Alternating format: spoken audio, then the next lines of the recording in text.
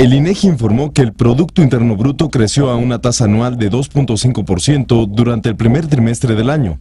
El Producto Interno Bruto creció 0.4% en marzo con respecto a febrero. Informó también que el índice global de la actividad económica decreció 0.6% en marzo con respecto al mes anterior. La Secretaría de Hacienda disminuyó a un rango de entre 3.2 y 2.2% el crecimiento de la economía para 2015.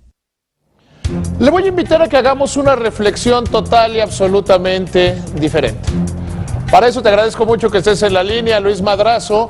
Vamos a hablar de hechos, no vamos a hablar, si te parece bien, Luis, de expectativas. Yo creo que es mucho más importante hablar de dónde está parada la economía que estar hablando en torno a las expectativas de crecimiento. Luis, buenas noches. ¿Qué tal, David? Buenas noches a ti y a todo tu auditorio. Yo creo que tienes toda la razón. Digamos, lo primero que tuvimos el día de hoy fue un dato del INEGI. Lo que nos dice es que estamos creciendo al 2.5% en el primer trimestre del año, y ese número es más grande que el que tuvimos en el mismo trimestre del año pasado, más grande también que el crecimiento que tuvimos para todo el año pasado, que fue de 2.1, y ligeramente más grande de lo que, perdón, que entre un poco las expectativas, un poco más grande de lo que esperaban los analistas. Aquí permíteme que te interrumpa. A ver, Luis, además vamos a ponerlo en contexto. ¿En dónde se da este crecimiento? O sea, ¿cómo se da? Porque decir 2,5% como si fuéramos una ínsula, pues puede, entonces ya nos lleva a discutir si las expectativas, si lo que pensaba el mercado. ¿Dónde está parado el mundo? ¿Qué significa crecer 2,5% durante los primeros 3 meses del año? Mira, yo creo que tienes toda la razón, hay que ponerlo en un contexto y un comparativo internacional creo que es muy relevante. Por ejemplo, Chile y Perú, que son dos de las economías más dinámicas que hemos tenido en América Latina en los últimos años, ya dieron su mismo dato y tuvieron 2.4 y 1.7% respectivamente. Si ya vemos a economías como Brasil o Argentina, que todavía no han dado su dato, pues vemos que tienen un crecimiento negativo esperado. La verdad es que esto se está dando en un contexto donde la reducción de los precios de las materias primas ha afectado a varias economías, y en ese contexto, pues México sale bien librado. Luis, también habría que dar el dato de que la economía de los Estados Unidos creció 0.2%, ¿no? Mira, la economía de Estados Unidos, tienes toda la razón, es uno de nuestros principales mercados y por lo tanto está muy relacionado a la dinámica de nuestro sector externo. Sin duda sufrió una desaceleración muy importante en el primer trimestre, como tú bien lo dices, creció al 0.2% anualizado, y sin embargo, en ese mismo periodo, las exportaciones no petroleras subieron 6.8%. Entonces, estamos viendo, sí, un contexto de desaceleración de la economía americana en el primer trimestre. A pesar de eso, siguen robustas las exportaciones, pero si se acelera el crecimiento en Estados Unidos, como casi todos los analistas esperamos, lo que estamos viendo es que en gran medida vino por factores de el clima, por ejemplo, un invierno demasiado fuerte, un problema laboral en los puertos de la costa oeste. Entonces, buena parte de esta aceleración es temporal y esperamos que cuando recupere el crecimiento de Estados Unidos, México, que es un país manufacturero, un país competitivo, un país abierto, pueda tomar oportunidad de esto y acelerar su crecimiento. Para darle justicia a este dato también tendríamos que considerar la caída del precio del petróleo y de los ingresos por petróleo, ¿no? Sin duda, ese es quizás el reto más importante de la economía en este momento. El impacto que tuvo el petróleo en este primer trimestre, y si lo vemos también en el dato anual, probablemente disminuyó el crecimiento en medio punto porcentual. Entonces, lo que vemos es que la actividad manufacturera, la actividad industrial en general está jalando muy bien, salvo por la producción de petróleo. Esto está asociado pues al declive que vemos en los campos viejos que tiene México, pero que además también hay una buena noticia al respecto, que es la oportunidad con la que se aprobó la reforma petrolera, la reforma energética, y entonces en el mediano plazo y en el largo plazo podemos esperar un mayor crecimiento de la producción de petróleo. Entonces, en estos meses, un dato malo en la producción de petróleo que sin duda hace que los números se vean un poco más apagados de lo que está realmente avanzando el resto de la economía, que está más entrelazada con los demás sectores. Y en materia del sector energético, yo creo que la perspectiva de parte de todos los analistas, de parte nuestra, es muy positiva, tanto para un crecimiento en la producción de petróleo, como para tener una industria eléctrica más competitiva y que dé insumos más baratos al sector manufacturero y a los hogares mexicanos. ¿Tú dirías que este crecimiento del 2,5% durante los primeros 3 meses del año es un buen crecimiento considerando en el entorno en el que se da?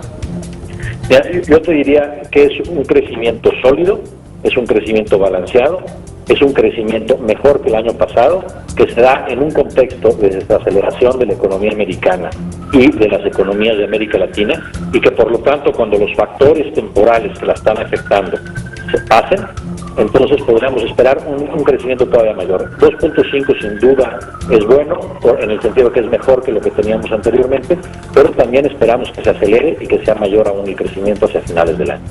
Desde tu perspectiva, de la perspectiva de la Secretaría de Hacienda, ¿en qué momento vamos a empezar a tomar velocidad en el crecimiento? ¿Cuándo se esperaría que ya empecemos a ver indicadores que de repente son más o menos buenos, regulares? ¿Cuándo se va a hacer un ciclo económico de crecimiento? Mira, yo te diría que hay elementos muy buenos en cuanto al consumo interno, donde se ven ya los determinantes, digamos, los factores que afectan el consumo interno, lo que las familias realmente necesitan para poder consumir tanto de bienes como de servicios, está dado en primer lugar por el nivel de empleo. La tasa de desempleo bajó de manera importante, si comparamos este trimestre con el año pasado, de 4.8 a 4.2. Si vemos el IMSS, el número de afiliados, subieron 766,000 plazas en el año, un incremento real de 4.5%. Vemos que la inflación también cayó más de 1%, de 4 a 3, comparando trimestres primeros de cada año, y por lo tanto esto tiene un impacto en los salarios reales y en ese sentido el poder adquisitivo. Y yo creo que podemos ver un dato muy representativo de esta dinámica, todos estos factores que se van alimentando junto con quizás las remesas, que en marzo ingresaron 2.258 millones de pesos, y vemos el dato de consumo. Si vemos las ventas de adelantar al primer cuatrimestre del año, no solo el primer trimestre, sino ya tenemos el dato para abril, juntamos los 4 meses, vemos que el crecimiento real con respecto al año pasado es de 5.6%. Entonces, ahí vemos una dinámica ya bastante consolidada del mercado interno, y como te decía, el sector externo se desaceleró sin duda Estados Unidos en el primer trimestre. Parte de eso es sin duda temporal, debido al clima, debido a algunas cuestiones de logística.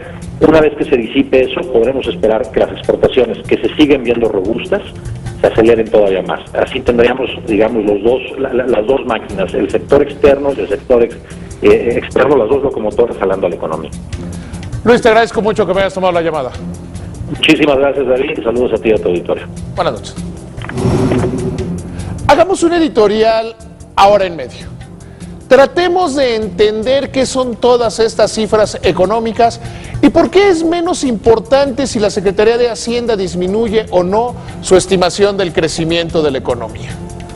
Piense usted en un equipo de fútbol. El equipo se compromete a ganar el partido y meter entre 3 y 4 goles. Vemos que la situación es muy compleja en el juego y el equipo mete 2 goles. ¿Qué es lo que debemos pensar cuando le sucede esto a nuestro equipo? ¿Que ganó? ¿En qué lugar está en la tabla? ¿Y cómo se compara en el resto del campeonato? Hoy, de las economías de América Latina, la de México, y perdón, no solo de América Latina, de América y quizá del mundo, es de las que más está creciendo. En términos, en la figura que estamos haciendo, le diría, vamos en primer lugar en la liga. ¿Que nos gustaría jugar bonito y meter muchos goles? Sí. Sin embargo, hoy lo que tenemos que saber es que en un entorno muy complejo, la economía mexicana es de las que más está creciendo a nivel mundial. Muchas veces en este programa yo se lo he dicho. Sí, es bueno compararnos con los vecinos, pero tradicionalmente lo que decimos es el pasto de los vecinos es más verde, es mejor lo que tienen ellos. La vieja de mi compadre está más buena que la mía. En materia económica hay que compararnos y entender que a veces la guapa es la nuestra, que nosotros tenemos el mejor pasto. Lo que está sucediendo en la economía mexicana es eso, que no es lo mejor, que no es lo óptimo, no. Pero hay que tener una gran claridad. Comparémonos con los griegos, comparémonos con la Unión Europea. Grecia hoy manda desde el populismo un mensaje a la comunidad europea. Les dice, no les voy a poder pagar el 5 de junio a no ser que ustedes me ayuden. Es decir, les está pidiendo, les está exigiendo y los trata de chantajear, pidiéndoles que le den dinero para pagarles. Es decir, que el Banco Central alemán, el Banco Central de España y los bancos de la Unión Europea saquen dinero de la bolsa derecha para meterla a la izquierda. Eso, sin lugar a dudas, es un chantaje del populismo absurdo. El gobierno de Grecia advirtió a la comunidad financiera internacional que no cumplirán con el pago de su deuda programado para el 5 de junio si no reciben apoyos de parte de sus acreedores.